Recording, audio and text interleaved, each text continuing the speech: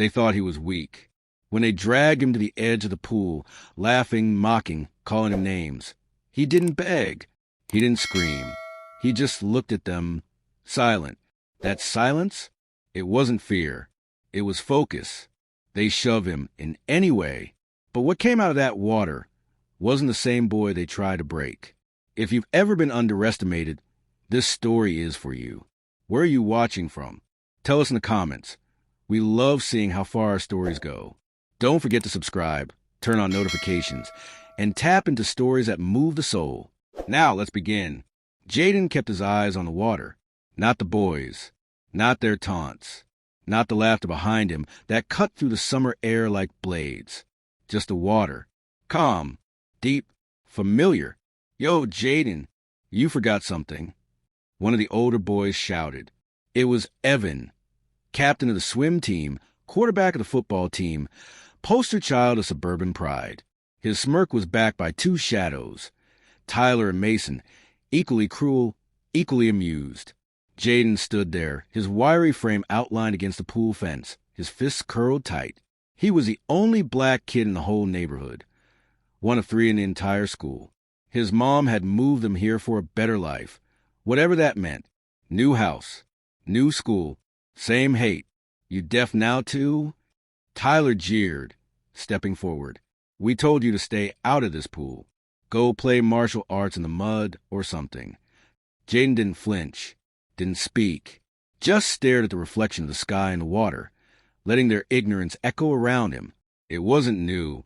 Every week, they found a new way to try to break him, spitting in his locker, slamming his lunch tray, locking him in the equipment shed. Last Friday, they shoved his face into a locker and whispered, "You people don't belong here." Today, they picked the pool. Jaden heard the footsteps rush behind him. He braced himself, a hard push at his shoulder. Then everything went blue, underwater. The world was silent. But in that silence, Jaden could hear everything that mattered. His grandfather's voice in his head. Stillness is power. Control the breath, and you control the fight. It had been 5 years since Grandpa Udo taught him to fight. Not with anger, but with intention. His roots were Nigerian. His discipline forged in the quiet courtyard of his grandfather's home, where sweat dripped silently onto the sand as he mastered ancient techniques of movement, balance, breath. While other kids were on iPads, Jaden was perfecting kata and precision strikes barefoot at dawn. They didn't know. No one here did. They just saw a skinny black kid in worn sneakers and assumed less. When he surfaced, the boys were laughing. Evan wiped a fake tear from his eye. You swim better than I thought. Ninja boy. Jaden climbed out slowly, his shirt clinging to his chest. The weight of water couldn't compare to the weight of the stairs around him. Then Mason flicked his wet curls and said the thing that snapped something in the air. You ever even fight back, bro? Like, ever? What kind of man lets people walk over him like that? Jaden's eyes locked on his. It wasn't rage. It wasn't revenge. It was focus. I don't fight weak people, Jaden said quietly. What did you say? Evan asked, stepping closer. Jaden didn't answer. He simply kicked off his wet shoes and took a stance, not like some movie ninja, but grounded, balanced, still. Tyler scoffed. Ain't no karate class, bro. But something about Jaden's calm made Evan hesitate. And when he swung, sloppy and wide, what happened next stopped everyone. Jaden moved, fast, a sweep of the leg, a twist of the wrist, a sidestep that dropped Evan flat onto his back with a splash. Evan scrambled, humiliated. Mason lunged next. Same result. 1 second standing, the next face down in pool water, coughing. Tyler raised both hands. Nah, man, I'm good. By now, the other kids around the pool had pulled out phones, whispering, gasping. A few had been filming. A white mom in yoga pants across the fence clutched her Starbucks and yelled something like, "Is that the Johnson kid?" Someone stopped this. But Jaden had already stepped back, picked up his shoes, and walked away. No flex, no threats, just dignity. Back at home, his mom was waiting at the table. "Why are you soaked?" she asked, her tone calm but knowing. Jaden looked down at himself. He was dripping water across the living room floor, grass stuck to his ankles. "They pushed me in the pool again," he said simply. She looked up from her tea. "And I got out." That's all he said. That's all he needed to say. She gave a slow nod, her eyes proud but worried. "They're going to fear you now," she said quietly. Jaden sat down, the cushion wet beneath him. "They already did. That's why they pushed me in." Outside, the sky rumbled, storm clouds forming above the quiet streets of Oak Ridge. Inside, something had shifted, a silence deeper than shame, a respect earned not through fists but through restraint. But the fallout had just begun. The video hit Instagram that evening. The next morning, it hit the school's parent forum. By noon, every teacher, student, and parent had seen it. But the story was already being twisted. Suddenly, Jaden wasn't a victim anymore. He was a danger, a violent student, a threat to the peace of Oak Ridge Middle School. By 3 p.m., his mom got the call. "Please come in tomorrow to discuss your son's conduct." The office was cold, not because of the air conditioning, but because of who sat on the other side of the desk. Principal Henderson was a tall man with thinning white hair and thin lips that never quite smiled. Beside him sat Mrs. Patterson from the district, tablet in hand, eyes sharp. Jaden sat between his mother and silence. They had watched the video, all right, but not with the eyes of justice. "Your son's behavior was concerning," Henderson began, steepling his fingers. "While we acknowledge he was provoked, the level of physical response he displayed was disproportionate." Mrs. Johnson leaned forward, her voice calm, controlled. "So, let me get this straight. 3 white boys gang up on my son. They shove him in a pool. He gets out, defends himself without even throwing a punch, just disables the attackers nonviolently. And he is the problem. There are optics we have to consider," Mrs. Patterson said without blinking. "Parents are worried.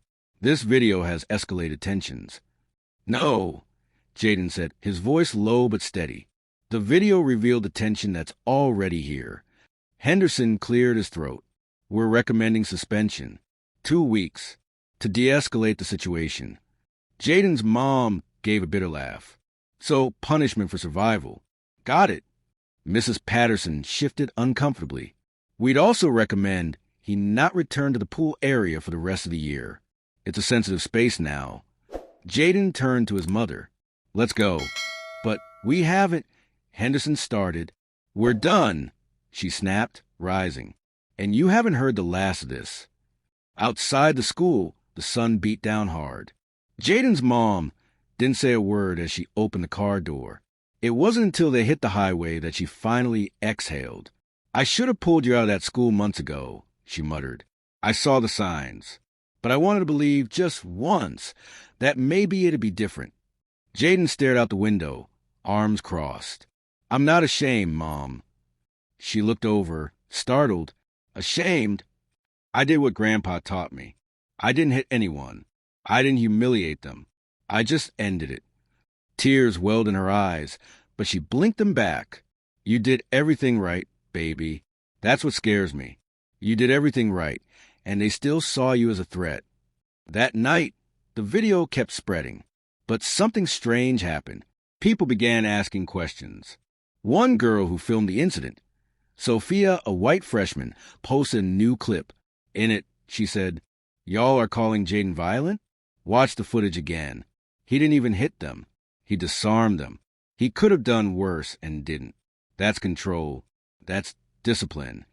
Another student, Malik, a black senior and former wrestler, added his voice. "If I'd been thrown in that pool, I might have swung."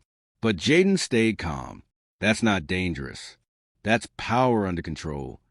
Then came the twist. A local martial arts instructor, Sensei Hayashi, saw the clip and recognized the technique. "Whoever trained this boy," he posted, "taught him real martial arts, not street fighting. Precision, respect, balance. I would be honored to meet him." The post went viral. Over 500,000 views in 3 days. By the end of the week, Jaden was no longer the violent kid. He was the disciplined prodigy. Reporters started calling. Podcasts invited him on. One local news station aired a segment, From Victim to Victor, the boy who fought hate with grace. But Oak Ridge Middle still refused to lift the suspension, so his mother went to war. She contacted the NAACP, filed an official complaint. A lawyer from a civil rights org offered free representation. The case caught attention fast. 1 week later, the school board held an emergency town hall. Parents, students, teachers, journalists, and Jaden. He wore a simple black shirt. No flashy words. Just the calm of a boy who had seen too much for his age and chose stillness over noise. One by one, people stepped up to the mic. Sophia, Malik, Mr. Brown, the janitor who'd watched Jaden grow up. Even Mrs. Alvarez, the librarian who once bandaged Jaden's knuckles after a locker slam gone wrong. Your fear of this boy, she said into the mic, says more about you than it does about him. Then came Jaden. He stepped up slowly, voice steady. I didn't ask for any of this. I didn't ask to be thrown in a pool or filmed or suspended. I just wanted to swim, to be left alone. But I've learned something from all this. Being quiet doesn't make you safe. And being strong doesn't make you dangerous. You just have to decide who you want to be. Silence. Then a standing ovation. 2 days later, the school issued a public apology. The suspension was reversed. The boys who attacked him? Suspended and enrolled in anti-bullying workshops. Community service at the local youth center. Jaden returned to school the next week. He walked the halls that he always had, calm, unbothered. But now, the whispers had changed. Not freak. Not target. Now, they said, respect. Even Evan, now quiet and bruised in ego, nodded at him from the lockers one day. No words. Just a silent acknowledgement. A truce. And Jaden? He didn't smile. He didn't gloat. He just walked past. Light. Unshaken. Because true power isn't loud. It's silent. And sometimes it walks away from the fight because it already won. Sometimes the loudest person in the room isn't the strongest. And sometimes the boy they try to drown becomes a man who rises above them all. What would you have done in Jaden's shoes? Would you have stayed silent or struck back? Let us know in the comments below. Don't forget to subscribe, turn on your notifications, and share this story with someone who needs a reminder of their worth. Direct Hit, this is more than a story. It's a message. And you're part of the movement now.